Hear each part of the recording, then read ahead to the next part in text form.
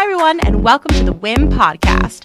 Women in Influencer Marketing is a first of its kind exclusive networking group made up of inspirational women. This podcast is where we explore influencer marketing and get real about women in business. Find us wherever you download podcasts, and of course, you can always find us at iamwim.com. That's iamwim.com.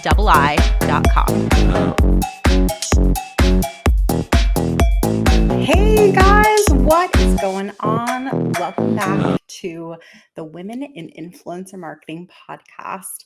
I'm your host and founder of this incredible community, Jessie Grossman, based in New York City, a little stressed out, but here.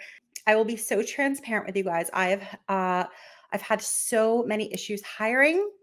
I know this is a hard thing to do. I actually recruit influencer marketers. So that's why my role even exists in doing so. I know that it's difficult to hire people, especially in this economy, especially in this day and age.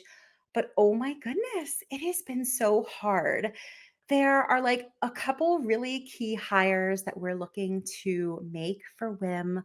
They're so exciting. It's like membership strategist to continue to build our incredible membership, but emphasis on quality members. So it's like for somebody who has a really great network in the influencer marketing industry and loves hitting and surpassing goals and just talking about a community that they believe in and already love. I'm looking for that person. And then the other person, sort of a no-brainer, and that is our social media.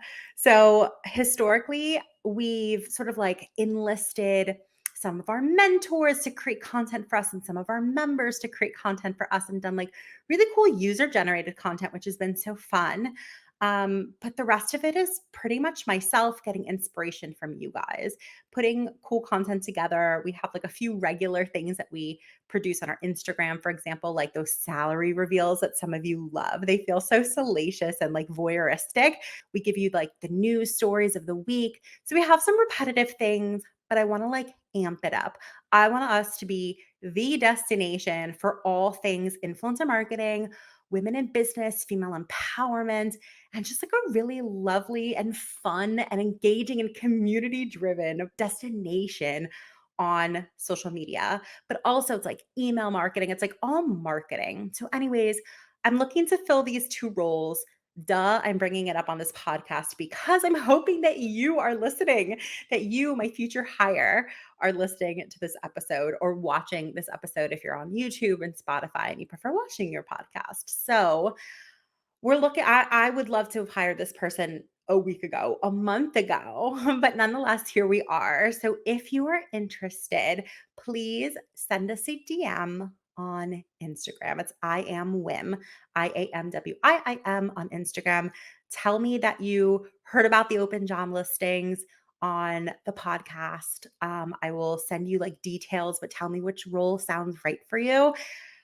And if you know of anybody that these roles sound amazing for, these are going to be contractor roles, part-time, and I would love any recommendations. So, struggling. Are you guys struggling with hiring? People just say everything that you want to hear in an interview. And it's so hard to really determine whether or not it's the right fit. And again, I know this. I'm a recruiter. I also recruit influencer marketers for people. So I've heard this before. I've experienced it. It's literally why I do what I do. But everything's different when it's for you and your own business. I feel it a little bit more, right? Anyways, stressed about that. But great news. We're hiring. And then great news in addition to that, our website officially launched. I have been working on this site with a team of developers for over 6 months. That's how long it takes. And it's not even finished. We just had to launch it. And there's going to be kinks that we're going to work out. I'm a perfectionist. I just had to let it go. Anyways, the website is so much more than just a website. It's really like a membership experience. So you log in and you have access to certain things, and you could submit job postings, and you can request a mentorship session, and you can, either subscribe to our events calendar so you're always in the know, but you can also watch our events on demand in a little another portal. There's so many things that you can do on this website. It's not just a website. I really wanted to make it this like really wonderful experience for our members to have. We have this membership directory that's like unbelievable. It's like hundreds of people in the industry, and now you have access to either their email or their social media, their bio. And so if you're a member, make sure that you go in there right after you listen to this episode. Or if you're a multitasker like me, go check it out now. Log in. And then you'll head to resources, membership directory. And then you can fill out your membership profile. And then everybody who's looking through there, you could search by like keyword or name or company name or clients, like all sorts of stuff. Anyways, fill it out and it'll be searchable, and it'll be not just active networking, which I highly encourage you to do always, whether it's like our Facebook group or Slack community, but also passive networking, and that some people might reach out to you based on your profile. It's like dating. It's like a dating profile. Make it really nice, y'all. Anyways, there's a lot of exciting things going on, but I need to get over my perfectionism. I know someone listening relates to this. I know probably a lot of you, I'm hoping that a lot of you relate to this. Perfectionism is a bitch, man. I want this to be so fucking perfect that it's like, it looks like a Fortune 100 company. Fuck Fortune 500, Fortune 100 company. But like, it's just not because I don't have those types of resources. But it's it's close, man. I think I don't want to toot my own horn, but like we put so much work into this. So I think it looks beautiful. I'm excited for it to get even better. And I'm excited for you to also listen to this week's episode. So we have a fantastic guest for you. Her name is Sourma. She and I met in real life, IRL, in Anaheim, California, a few weeks ago at VidCon. We had this really lovely whim dinner where I was like, I feel like a bunch of us are going to be in California at the same time. Let's have a dinner. So it was like this lovely group of women. She was one of them. And, at dinners, you want to chat with I want to chat with everybody individually for like an hour, but you just don't have the time. So we chatted for a little bit and I was like, I want to continue the conversation. So we did so by inviting her on the podcast. We had a really nice time. She and I have like a lot of similarities. So I happen to really enjoy our conversations. She's a really cool background. She's very entrepreneurial, and she's so smart. So if you're interested in gaming at all, that's her background. If you're interested in like what does it really take to start your own business, this is going to be an incredible listen for you. And also she just gets very, very real about what it is to be a woman in influencer marketing. She doesn't mince words, y'all. So anyways, thank you so much for tuning in as always. Make sure that you're subscribed and share this podcast after you listen with anyone else that you think would benefit. Have a lovely rest of your week, y'all, and enjoy this episode.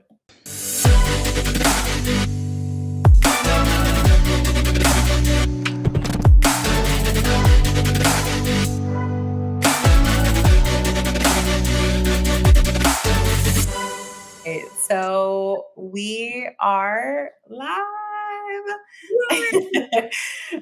So like I mentioned, I just want to like pick up the conversation, from when we were last chatting. It was so lovely seeing everybody in person for the first time in such a long time, but also I was like, oh my gosh, I'm so happy you're coming to this dinner that we had in LA after VidCon. I could like meet you in person.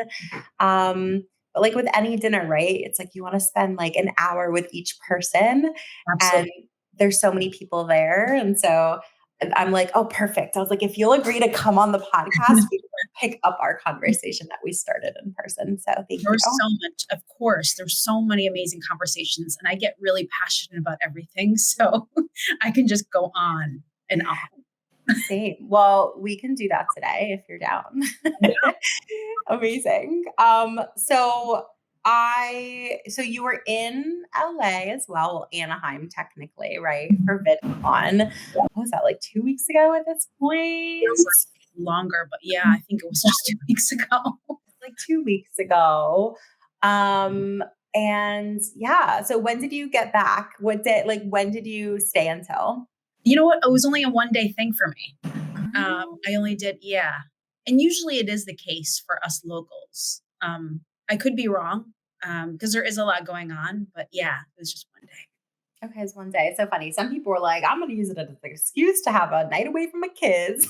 Like I heard people being like, yeah, I'm totally staying at the hotel and my husband's watching the kids. And I was like, you do you. Yeah, absolutely. I would do the same thing. You do you. So no, I'm excited to like hear all about. I want to learn more about you. I have a spidey sense that you've got lots of opinions about the industry, so I'm excited to hear like your thoughts and opinions on like the state of things and where things are at right now. Yeah. But I also want to just like learn more about you. So my first question for you, Yeah. tell me more about your professional journey. I want to know about mostly you, a little bit about your company as well, though. And also, I love that you're like a first generation. I am assuming that's a pretty powerful story. So, It always is. I want to hear all of it. So, tell me just a little bit more about you and like how you are. Even how'd you get to where you are today? Oh gosh. Yeah, I'll definitely tell you all of it. So born and raised in Chicago, first generation Assyrian. Parents were from Lebanon, came here, I think 50 years ago or so. Um, and one of the things we always harp on with my parents is, why'd you have to go to Chicago? Because it's so cold. But yeah, I've been in LA for it'll be 6 years. And my first part of my career was nonprofit. So I went to school to Columbia College in Chicago. It's a liberal arts school. Love it. It's amazing. Being first generation, one of the things that I realized was I put myself through college. So I was working full time, going to school full time. And at some point, I would do an internship, you know, on the side. How I did all of it, I don't know. But what really was difficult for me, and I think a lot of people don't understand, is that like when you're doing all that, you don't get the best internships. At the time, that's what the issue was, right? So this is prior to any social media except for like Facebook. What I mean by all of that is like, for example, at the time, the best agency to work for was Leo Burnett, which is now Starcom, and maybe now it's changed to another name, but it was like the quintessential ad agency. And it was really hard to get an internship there because those internships were 9 to 5 and they were unpaid. So somebody like me putting myself through college was extremely difficult to get that. And so right there, I realized the privilege of a kid who's going to school with parents and have money and don't have to go to school, work, and just get those jobs. And you could see the trajectory from there for them, right? And so that was something eye-opening for me when I was in college. And you can't help but feel like anger and resentment, and envy and all the things. So I just knew from that point on, I always knew I had to work really hard, but that was the point. I was like, okay, I got to work even harder. Got it. And so when I listen to other immigrant stories, it's literally that. It's the same thing over and over again. But yeah, I mean, like everyone else, I worked really hard. Being from Chicago, being first generation, all of those things, they all matter. They're all the same, of trying to get by and make it. So the first 10 years of my career, fortunately and unfortunately, was nonprofit because I just wanted to do something that I felt like I could make a difference. But not long after, I realized I need to make money because there's not much you can make in nonprofit. And so my mindset was, I don't want to be in the same boat as my parents. I don't want to live paycheck to paycheck. So I have to make this work somehow. So moved to LA. And immediately when I moved here, I knew I had to find something quickly. This is a hustle city. There's no room in between. So I hustled like I've never hustled in my life. Applied to probably about 30 jobs a day. And this was 2017. or 2016. And I stumbled upon my luck, a startup called Three Black Dot. And that was the beginning of my influencer marketing career. I didn't even know it existed. I didn't know this stuff was what it was. I wasn't a gamer. I'm still kind of not a gamer, as they call it. I mean, I guess I am, but we'll get into that. So Three Black Dot was my beginning. And the reason why I love that company, I respect it so much, is because it taught me a lot. It taught me a lot about marketing and influencer marketing. And so for those who I'm certainly familiar with Three Black Dot, but for those of us who may not be familiar, tell us a little bit about them, because I think that like, especially since that was like your entry point into influencer, it's Yeah. important to have a little bit of context of like your entry point was through Three Black Dot. That's interesting. Tell us a little bit more. Sure. So their background is that they're a creative studio now. So they're a 360 creative studio. In the beginning, they started as a talent agency, and they managed talent from YouTube. And we had our own MCN channel on YouTube as well. And so once that flourished, because the talent that they have on their roster is so massive, that we started to get brand deals. And those just came, as a reaction to the talent that we had. And so the company naturally just grew from there. And the mindset and the creative ideas that the CEO at the time had, his name is Angelo. He's no longer there, but he was pretty much, to me, a creative visionary. He had a lot of like ideas that were just amazing, and built the company with, of course, many of the other founders. They had a merchandise department. They then grew to publishing and TV and digital content and movies. And one of the last things that were made there when I was there was a movie called Queen and Slim. So they were one of the executive producers of that movie. And it was it was a pretty big deal. And what I love to say, and I'm so proud of, is the fact that it was such a diverse group of people. The CEO himself was African American. The COO was African American. And there's something to be said about that as an immigrant. Can't explain it. The moment I met these men, I felt comfortable. I felt like, oh, I could be my full self now. Whereas before, in every other office, I couldn't. I had to, as they call it, code switch and talk a certain way. And I didn't even know I did it until I started working at Three Black Dot. I was like, oh yeah, got it. I wasn't being myself the whole time. I was just surviving. So that's why I think I have a special place in my heart for Three Black Dot. So I was there for almost 3 years, and learned a lot, grew a lot, started as a project manager / operations manager, and then became director of operations within like 6 months. Just worked really hard and just loved what I did. It was a lot of work, a lot of late nights, lot of challenges. So it definitely wasn't easy at all, but the people made it. It's always the people you work with that make it easier. And I can say that till this day. I'm still friends with many of them, very close friends. So that was the beginning. And then COVID happened, and then got laid off. And that's when I started a little small business that I haven't picked back up again. So I'm glad you're talking about it, because it'll maybe, start a fire in my belly to do this thing. But I am working full time as well. So that's what makes it difficult. But at the time, we had 2 years, we're in COVID. I was missing my friends. I was missing my family, missing my coworkers. Crazy thing is, I used to cook a lot, even at the office. Like, we would have barbecues and just different things. And I would just love to cook. And so I would do that. There's so many stories about me cooking with my work colleagues. It's kind of crazy. But so I was missing everybody. And I was like, okay, what can I do to show them that, like, I miss them, I'm here. And it was weird. This is the beginning of COVID. So I just started thinking of things that I can make. Being Middle Eastern, I was like, okay, I can do these dips. I can make pita chips. It'd be easy. It lasts long. It's easy to travel. It's cheap for me to make, not too much of me spending money. And then boom, they came up with these dips and pita chips. So one of them's hummus, and then mohamara, and I'll explain each of them what they are, and then tzatziki.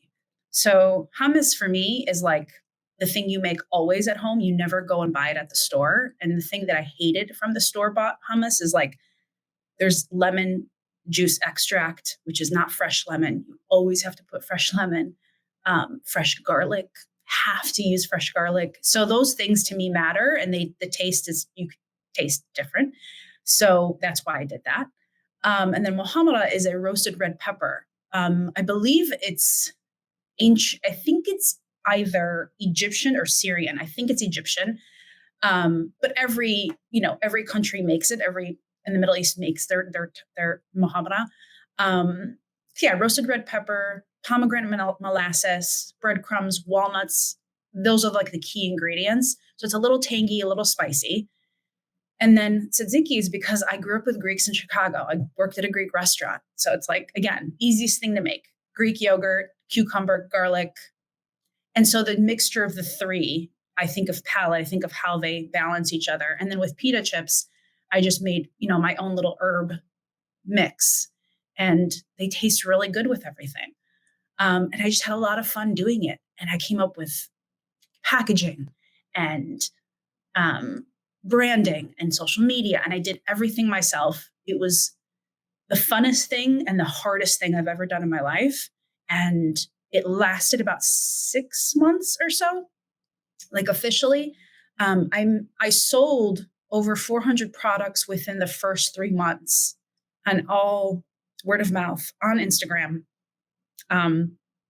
Before Instagram shopping, just posting, doing fun little things, and then delivering them myself. Like, it was a lot. It was a lot that I did. Looking back at it now, but if anyone knows the food industry, it's very hard to scale or to sustain and scale. And doing that all by myself, and not having the courage to like go all in at my age, it's a real thing. It's a real problem. It's a real decision. It's nothing like you could just, I guess I'm just not at that point anymore in my life where I'm just like, okay, let's just throw it all in. Savings, life savings, especially in the food industry, because I'm just aware of how long it takes to make a successful business, but that also may be all the excuses I'm making to myself. Like, I don't know. You know what I mean? It's one of those things I continuously go back and forth on. But it was very rewarding. It was a lot of fun, a lot of work. I call it a food lover's dilemma because I've had this name forever. On my Instagram, I was that typical take pictures of like what you're eating at the restaurant, what you're cooking at home, and post. And then I just kept that. And I just have an abbreviated AFLD, but it's called a food lover's dilemma. And the reason why I call it that is because I'm always in a dilemma. I never know what I want to eat. I always want to, every day I'm on Pinterest looking at recipes, on Instagram looking at what people are eating. And so to me, it's like, that's the thing, the dilemma. What do you eat today? So I have a question. So I have a question about this. I love this story. I mean, I love so many aspects about the story, and I want to try your cooking so much. I'm like, why did we even all go out to eat? Like, well, it's because I wanted you to enjoy yourself and not feel like you had to cook. That's why. But in LA, oh my gosh, I wish I got to try something that you make. That sounds insane. When I was in Israel, some of the best food I've ever had in my life. So talking about like delicious Middle Eastern. But I have a question for you. I mean, first of all, getting laid off, incredibly relatable experience. Getting furloughed during the pandemic, incredibly relatable experience. So I know there are people listening that are like, oh my God, like I've been there too. I had that. Mhm. What an incredible message to send though, that you're like, not only are you going to like pursue, something to just make Mhm. money, but like this thing you're so passionate about, this thing that's so like ingrained in who you are. Mhm. And it sounds like have like a good amount of success with it Yeah. based on, I'm sure using a lot that you had learned through influencer marketing. You're talking about like it was, word of mouth on social and Instagram. So one question I have for you about that is like, what do you feel like was the key thing that made that venture Mhm. successful? Is there anything that like we can take away from that? Mhm. I'd love to learn. Yeah, good question. I think it's timing. I think it was at the right place at the right time for me to pursue this. Everyone was home. Everyone needed something exciting to look forward to. Dips and pita chips, any chips, right? But dips and pita chips, it's the easiest thing to consume quickly And when it's really good, you can't wait for more, especially with like a group of people. It's a nice gathering type of thing. But timing truly is the essence of this. And so I believe it when people say, like, for example, with TikTok, like just start making content. Just start doing it. Like if you have a feeling, if you want to do it, just start. Don't wait until like it's never too late. But there's always really good timing, right? With the way the algorithm works and everything's working. And I say that about my business. It's like I started something through the pandemic. There are all these new rules about the way people were, starting food businesses too. I remember that one woman in LA, I think she still exists, where she's making sandwiches and then she lives on the third floor and then she just with a rope has a bucket and just, you grab the sandwich and thanks, bye. It's like, what is going on? This is amazing. And she's built a business around that. So I think like there's so many stories like that they started in the pandemic.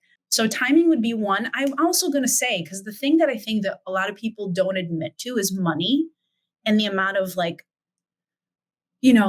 financial literacy that you have to have or need to have. I hear like, let's dig into that. I agree with you. Not enough people talk about it. And like, hello, of course you have to talk about and consider your financial state when starting a business and what you can and can't do. So please, I think you talk about this. Of course. I didn't have it. I was taught it at a very late stage of my life. I literally just a year ago found a financial planner. And looking back into my 20s, I was like, shit, if only I had this person in my life, my future would look different. So now it's just, I have to readjust what that looks like. And I don't sound somber or depressing. It's just real. Like it's real what they say about savings and investment and all that stuff. But going back to the business, I had a lot of savings. I could easily stay unemployed for over 6 months. If I didn't have that literacy, if I didn't have that education that I had built up and the discipline, I would not have been able to start the business. And so I'm aware of that for myself. And I think a lot of people need to know that. And remember, like, I have no help.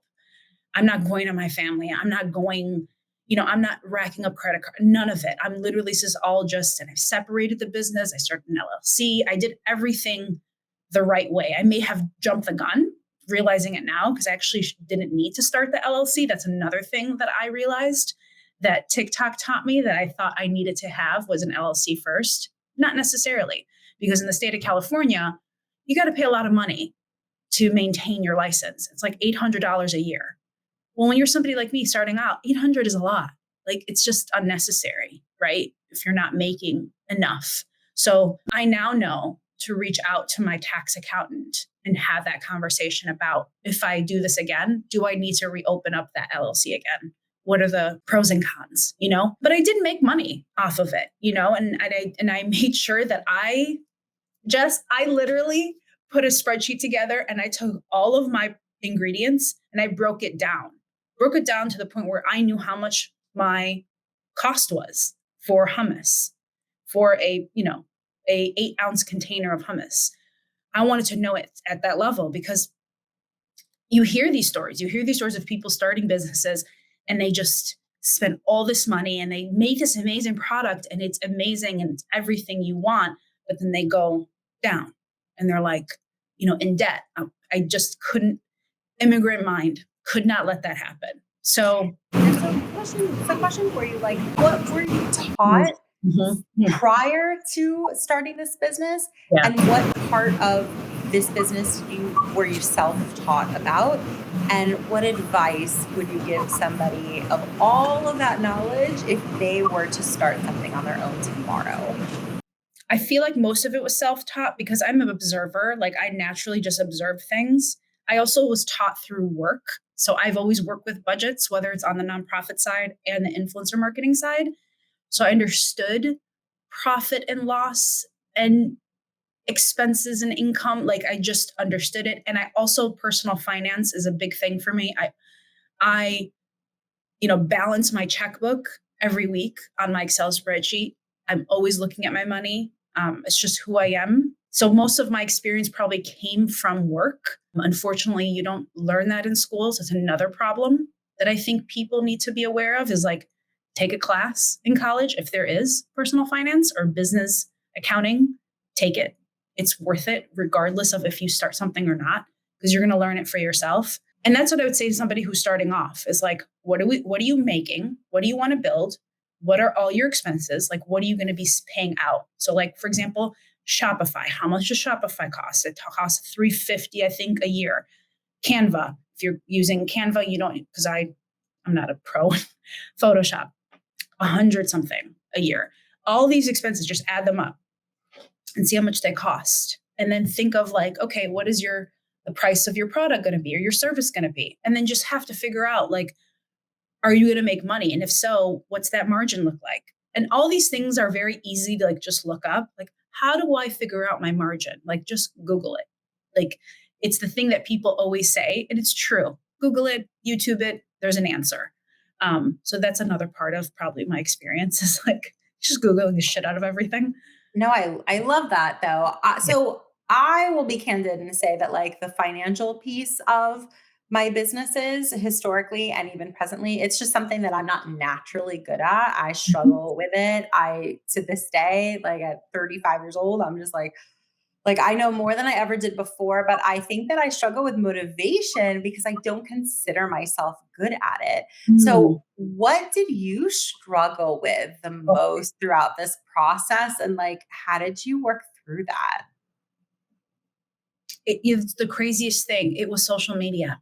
I'm such a perfectionist and I so love it so much. And I want to make such a good impression. And I was copying from Chipotle. I was copying from all the big brands and the things they were doing at the time because they were coming up with very catchy, fun, engaging posts. And I would recreate those. It's so much work. Have a newfound respect and love for people who are who are social media managers. And it is true. They cannot do everything. One person can do it all. And in and of itself, it is a full-time job. So that became really difficult for me to the point where like I wanted to just get off and never get on again because it became so hard to maintain, to create, just content create, maintain and then enjoy it at the same time because I always enjoyed social media. Because when you're doing everything yourself, you can't, it's not sustainable. And so I think that's the thing that I realized quickly is that when you start a business, find somebody you respect and you respect first, you trust and respect, and you enjoy working with them because I think that's the joy. Another level of joy starting a business is doing it with people, with others, and delegating is a huge thing that you have to learn to do as a business owner because all the best CEOs in the world, they know how to delegate and they find and they hire the people who they don't know what to, like, for example, for you, for it was finance. It's like, you need to just hire the right person for this role who knows exactly what they're doing, whether it's just your accountant and you're like, great, give me all the information that I need to know. Okay, we have this all solved. Wonderful. I don't have to now worry about this. Right.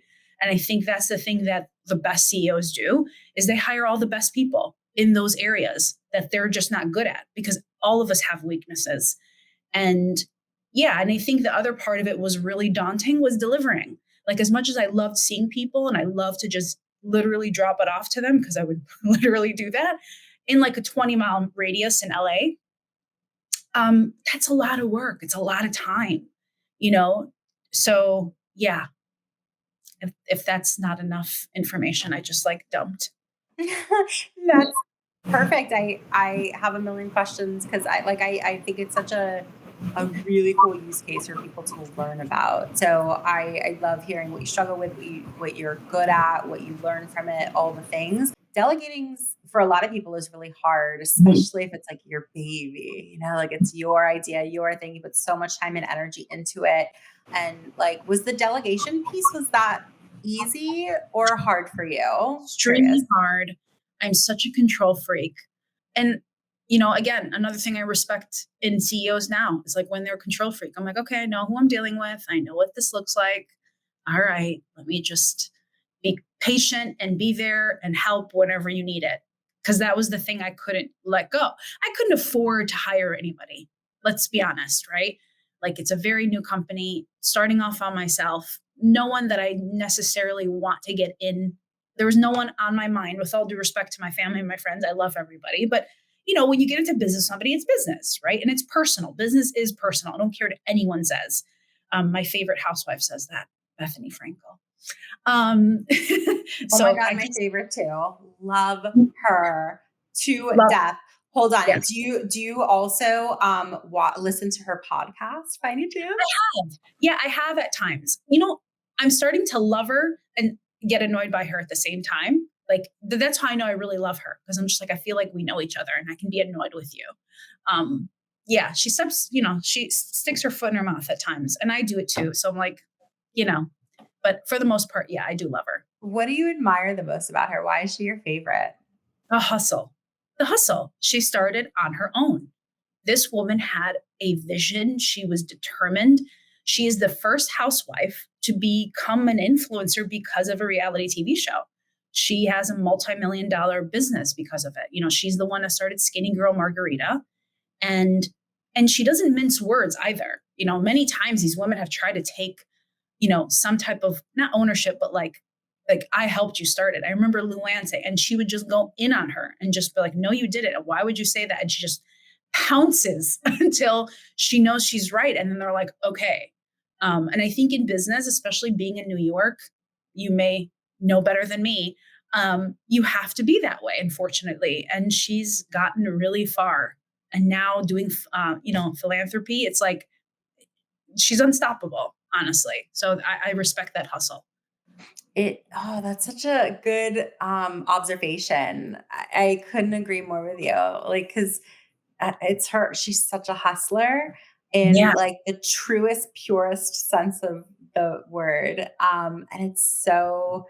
She's also like candid and like so real, and you say she puts her foot in her mouth, but like it's because her words just spill out of her mouth.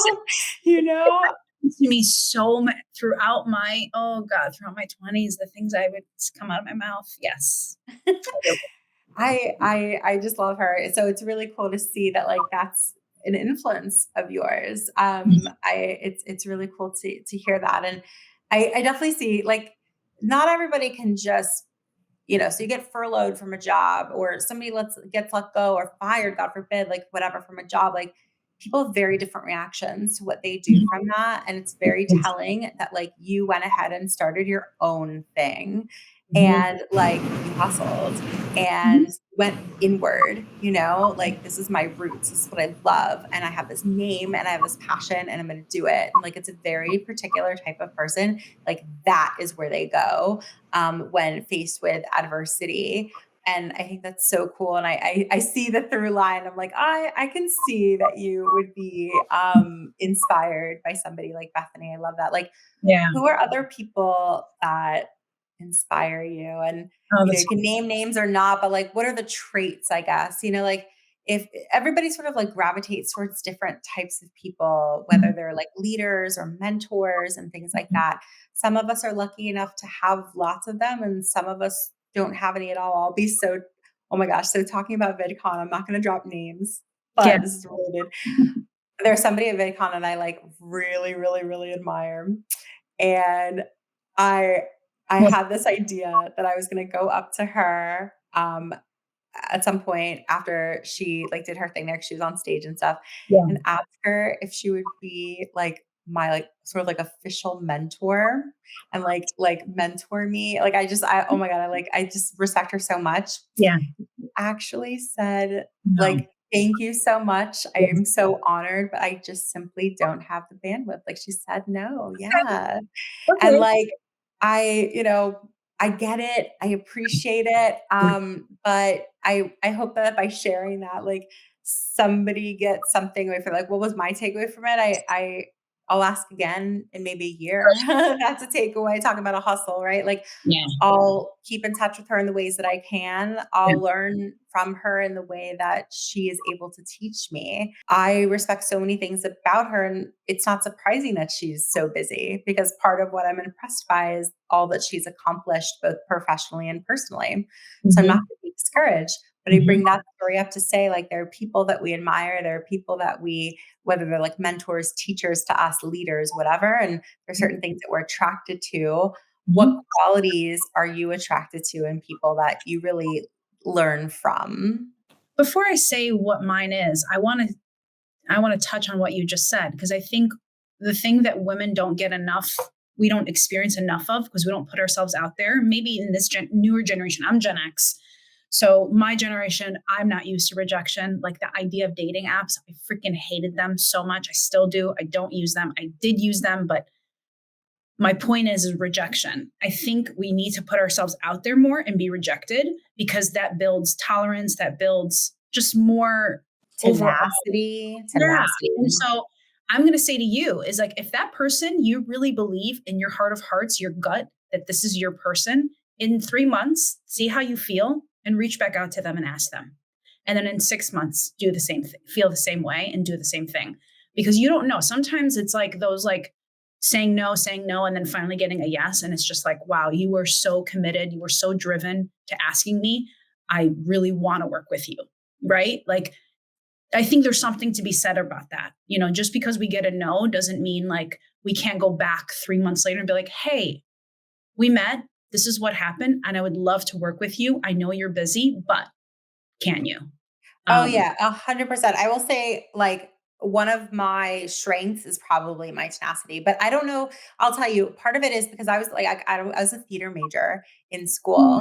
And so as an actor, you yeah. get no's, you get 90% no's, 99% no's, and then 1% yeses. And in my instance, I wasn't good. So I got pretty much like 100% yeses. So I'm used to getting rejected. I'm okay with it. I actually think that there's like no real such thing as like rejection. It's Yeah. like they're learning opportunities and growth opportunities. And I actually firmly, firmly believe that. So I'm cool with that. I'm curious for you. So as somebody who like self-identifies though as someone who's like not good with rejection, right? Like perhaps you want to find the love of your life, but your fear of rejection is preventing you from even going on a dating app, right? Like, so talk to me like I want to hear more about that. Like, I don't know, are you working on that? Is that something that like you really firmly believe is something that you like want to avoid at all costs? And like, how do you deal with that? I would say even becoming a business owner, you have to be self-aware and have emotional intelligence. So therapy is a very big deal to me. I go all the time, every week, consistently. And I'm always about growth. So I'm constantly reading different books. I've been reading books about trauma lately, and the word trauma and what it really means, and how it's not something severe. It could be something as simple as abandonment, somebody not giving you a lot of attention. Um, and that's a form of trauma. So like all that stuff I read and I love, and really I dig deep. I always try to become a better person. Always listening, trying to listen to what people say, if there's some criticism, family, friends, whatever. As far as rejection, no, now I can give a shit. Like if I get rejection, I honestly giggle when it happens. It's ego. It's all ego is what I realized for me. Is in the beginning I didn't like rejection because I wasn't used to it, because again, I was growing up in a different time where like prior to me being in a relationship, the dating app was match.com, like literally online, not even on an app. So when I became single, I'm like thrown into this new world of dating apps, and I'm just like, wait, I have to talk to them first? What? I'm like, I don't want this bullshit. And so that was the difficulty for me, like my uphill battle that I had to deal with. And I had a lot of fun. I've met really cool people, nothing future wise, but I just realized also that dating apps are like social media. It's a slot machine. They want to keep you on so that you can keep looking. And then when you get frustrated, you're willing to pay for the premium so that you can get, see all of your matches and then have more control. But at the end of the day, you continue just swiping. And it's just not the way I think of dating. Like I mean, studies have shown, right? There's so many articles. Women are more and more becoming and staying single because they're so frustrated about how men are operating and bringing themselves. But I feel like dating apps are making people worse, making humans worse. I don't think men are that bad. I think it's just bringing out the worst in them, because they now know that, especially in LA, there's so many options. It's for men in LA, I consider them two things: Peter Pan syndrome and the grass is greener on the other side. So the Peter Pan syndrome is basically like, I'm young, I'm going to stay young forever. And then the grass is greener's, there's beautiful women here, just drop dead gorgeous. So like either they go to a bar and they don't meet someone, they just get on the app and they find someone. So there's a lot of that. I could talk about this for days. Wait, oh my God, I was literally going to say, I can talk about that for days. I'm like, I was on dating apps for, like, I met my past probably 3 partners on dating apps. So I've been on for a long time. First one on OkCupid, second one on Tinder, third one on Tinder.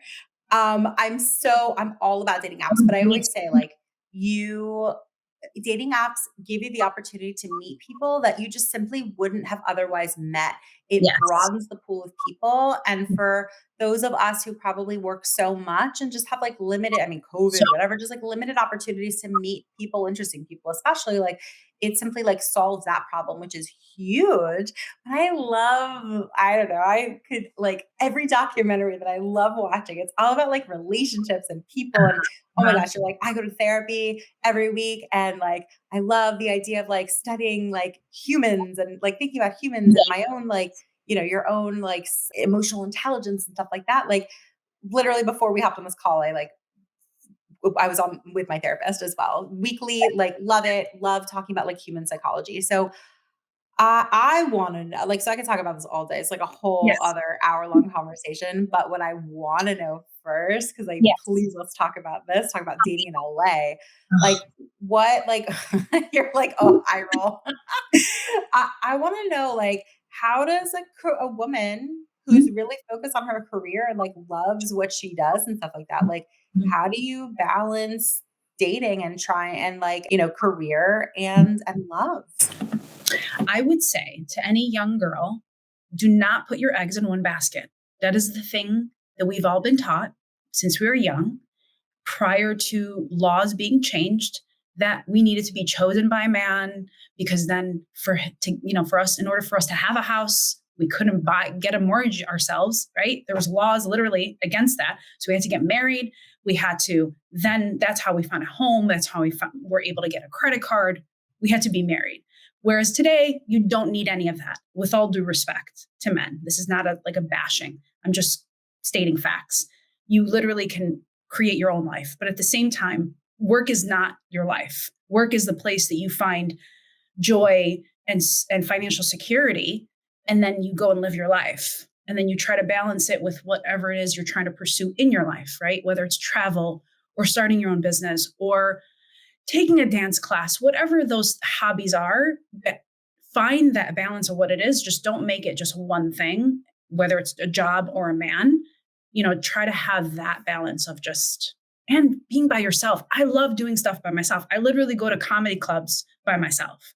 Like, I go to the movies by myself. I take myself to dinner. I love spending time alone. And I think that's a challenge for a lot of people in general to overcome. So I think that's important too. And be open. I'm not open right now. I realize that through therapy. I'm just not ready to like completely open up. And that's okay, because I'm still kind of enjoying myself.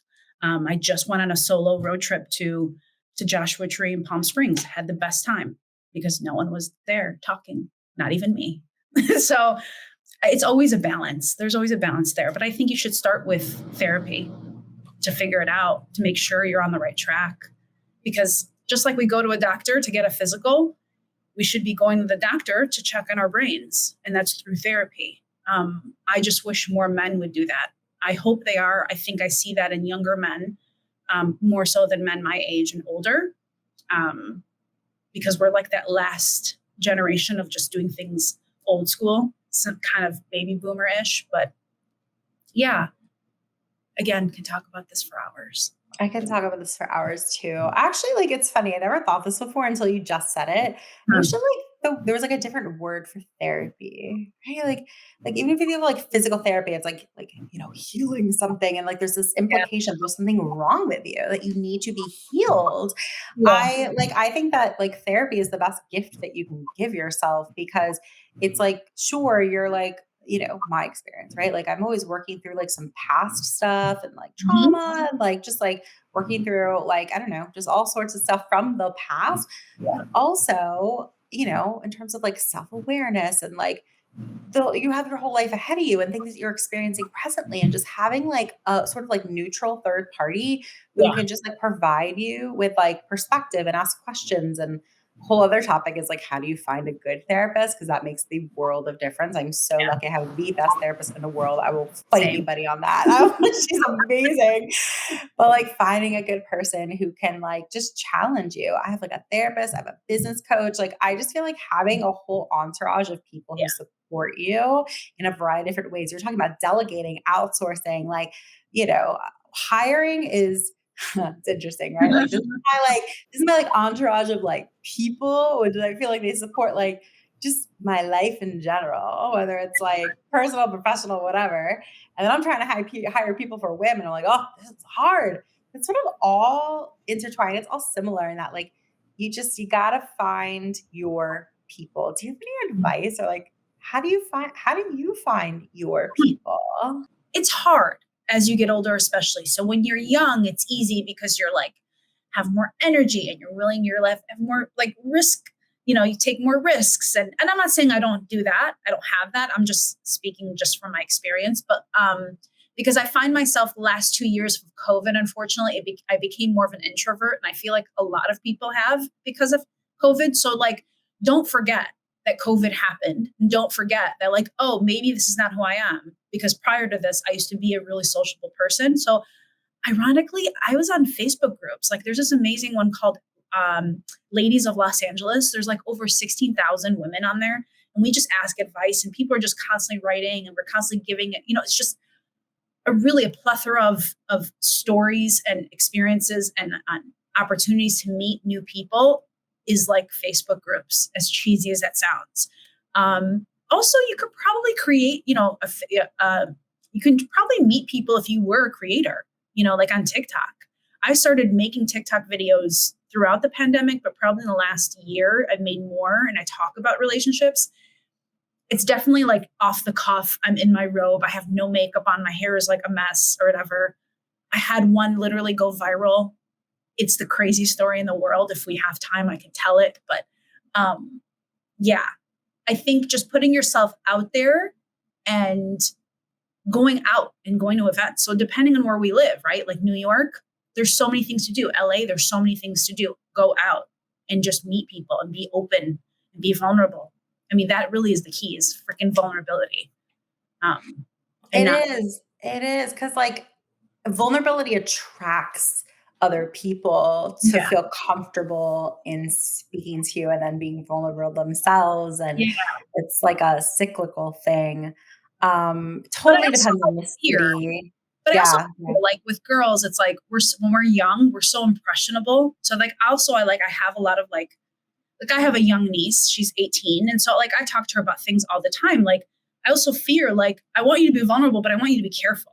And that's the shitty part about being a girl, right? Like we have so much to lose, knock on wood, than a boy does a lot of times, And so like I'm also very hesitant of going, just open up, like it's great, meet people, you know what I mean? Like be risky. And it's like at the same time, my immigrant self is like, be careful.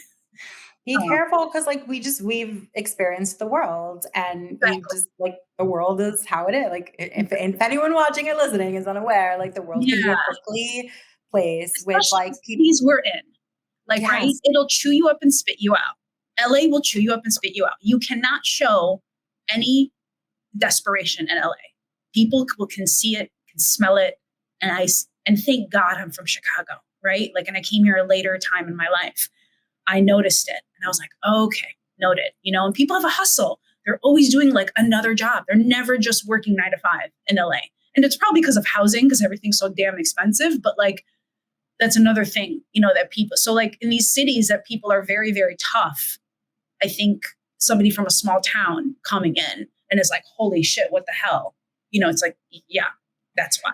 Like there's a difference. That's so interesting though, because like I'm going through this too. I have a 6-year-old, and also like I have a cousin who is like 21, just like graduating from college, and I like think about like what's like advice that I want to give to them. Like part of me is like, was I like? I mean, of course, we all were like naive until we weren't, you know. So it's like part of us like needs to experience it for ourselves. Yeah. But like, do you prepare them and like sort of like the jig is up, like the Yeah. world is shitty, like they're just shitty people. I think like the biggest thing that I learned personally is just to be able to spot the shitty people like in a heartbeat. Like if there's a room of people, I've been effed over so many times by really shitty people that Mhm. like I swear I have such a good sense for it now. Like I have such good instincts for it. You know, why do I have that? Because I went through some stuff, but like now I have it, and now I'm much more less likely. I'm much less likely to go through it again Mhm. because I can pick up on all of those subtle things. But like, do you prepare? How do you prepare someone for that? It's I don't know. It's a case by case basis, I guess. Like It depends who I you talk to too, right? Like for my niece, it's like she has great parents that are raising her and she's an amazing young woman. But there's some things that maybe her parents don't know that I know because I'm in the industry of social media marketing and all these kind of things. And so there's things that I get to say to her that'll just resonate a little bit more than parents do because it's coming from the cool aunt or just of me, you know what I mean, of my relationship with her. And so it's like it depends on who you're talking to too. But also like, yeah, it's like how much do you say without sounding doom and gloom, you know? Because like you then become just like any other generation, but there's just so much truth to what you're saying. It's like shit. Do I just let you experience this? But yeah, there's always that balance. it is. I guess like the do you feel like there's like a particularly higher level of like I don't know, malice, Mhm. shittiness, shadiness in Mhm. our industry in particular? I sort of like picked up on that. Did I pick up on that accurately, or is it like more or They- less how other I think industries are? entertainment. I think entertainment in general, right? Like just Hollywood in general. I I live way away from Hollywood. And I do that on purpose because I don't want to be around that type of energy. And I hate to use that word because it's so used in LA. It's a typical LA word. But it depends on who you hang out with too, you know, and where you live and how you operate. Um, Again, being older, it's different for me, right? I've seen it all. I grew up in Chicago. I went to a really rough high school. I know the signs. I know what to look for. I know when to look for fake or somebody's behind me. I know to turn around constantly. Like there's these things that you just know depending on where you live, used to live and grew up and raised. Being an immigrant, you know, parents, any immigrant knows this. Your parents tell you you don't trust anyone. So off the bat, just I don't trust anyone because that's what my mom and dad told me. But yeah, I think Hollywood is shitty. I think entertainment, they're all just, you know, who do you know? It's same thing with DC. I have friends who live in DC. They say the same thing in politics. You know, it's like, who do you know? What And can you like do? and like I hear you on that. And I come also from like traditional entertainment. Mhm. I do my experience for what it's worth. Like I feel like my personal experience working in like traditional old school, like I used to work for a talent agency that like represented like stars of the 70s and 80s. Oh, Like I love it. so old school. So Like good. they were cutthroat. They were from a completely different era Yeah. and it was awful. Yeah. But my experience, for whatever reason, an Yeah. influencer in particular, you get a little bit of that, but predominantly it's not that. You're I don't right. know why. Is it just because like people are better, or because too enough of us experienced the other, and Yeah. now we're like, I don't ever want to experience that again. I don't know. I don't.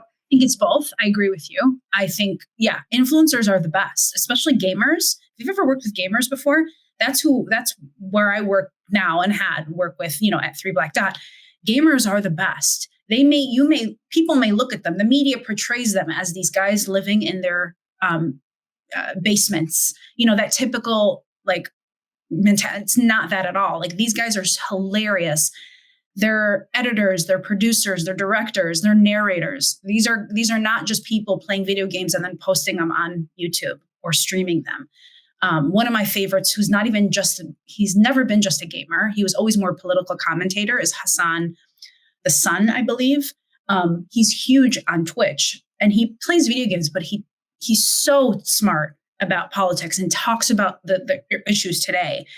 And there's so many of those gamers that just have that level of understanding and how the way the world works and the way they like communicate with their communities, like through their chats. It's just like profound, honestly. Like in those moments when I'm like watching their videos or just watching them just for fun, not even nothing political or serious about it, just silliness, but the way the effort they put into it, I'm like, oh, the kids are all right.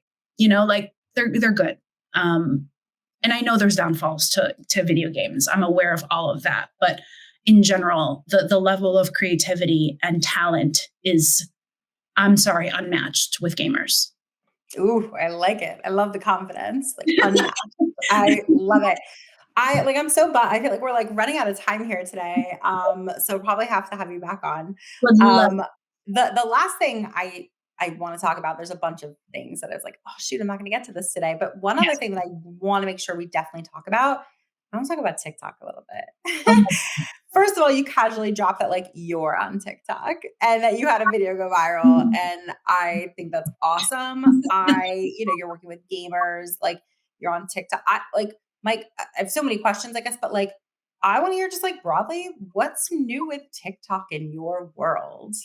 So the reason why I love TikTok is because it's the first algorithm that gives me what I need, not what they want to give me, which means I get happy, positive, loving, affirming, building, just everything positive. And anything that comes up in my For You page that I don't like, I'm not interested. I know that the algorithm's going to know she doesn't like that. So we're not going to show her shit like that. So for example, the Karen videos, any violent videos, anything we've seen in the last 2 years, not because I want to be ignorant to the fact that these things are happening. I'm well aware. I love politics. I love reading the news. I do that all the time. But when I come to TikTok, I don't want to like focus on that.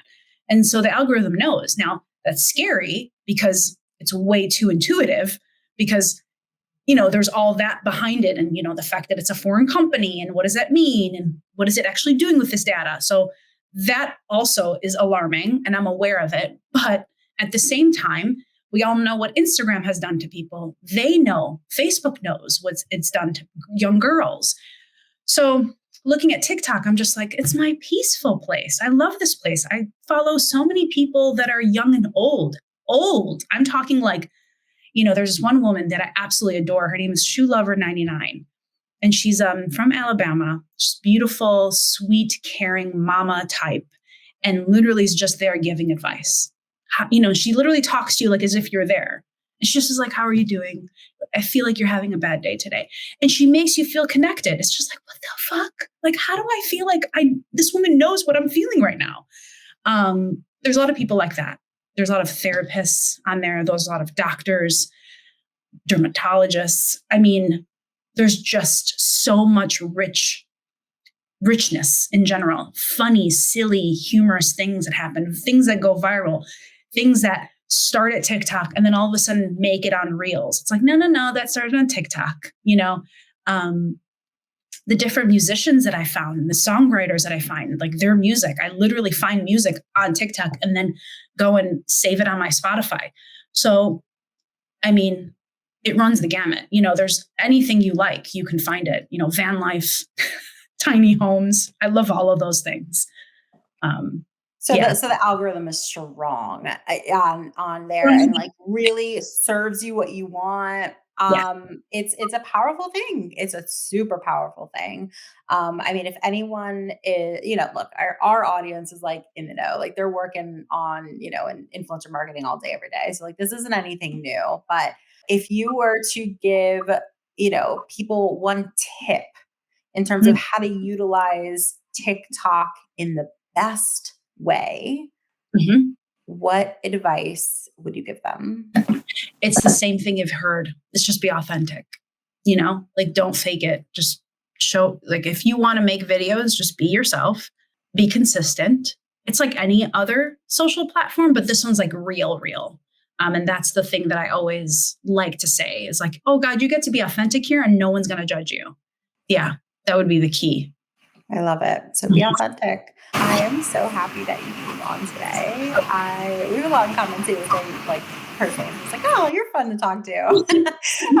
We could talk all about Bethany and therapy and like influencer marketing and all sorts of fun stuff and just go there. And you've been such a joy to chat with today. So I'm super grateful that you could come on. I have a feeling that a lot of people who are tuning in would love to get in touch with you as well. So if someone wants to reach out and say hi and connect, besides the fact that you're on a whim, what's the best way for them to connect with you? You can connect with me on Instagram if you'd like. It's the same. I'm going to give it away. It's the same as my TikTok. Listen, my TikTok is not professional at all. So whatever I say, you cannot hold against me. It's S as in Sam, K, CHGO. So it's SK Chicago, but it's SKCHGO on Instagram and on TikTok. Perfect. So we're going to link all of that in the show notes as well. You just put yourself out there to the world. It's going to go well. Everyone's obviously going to be intrigued, but like, it's good. And, I don't know. I like that it's not professional. It's like, no, it's like you, like, this is your personal brand. This is who you are. And you're putting yourself out in the world. You're experimenting and you're learning probably so much more about TikTok by doing it that way. So that then like, you can have fun with it, period. But also that like, you can bring it back to your work, and like infuse that into what you're doing professionally as well. So Sourma, thank you so much for coming on today. It was such a pleasure having you on. I know that people are going to reach out and we will see you around WIM. If you enjoyed this episode, we gotta have you back. Check out our website for more ways to get involved, including all the information you need about joining our collective. You can check out all the information at iamwim.com. Leave us a review, a rating, but the most important thing that we can ask you to do is to share this podcast. Thanks for listening. Tune in next week.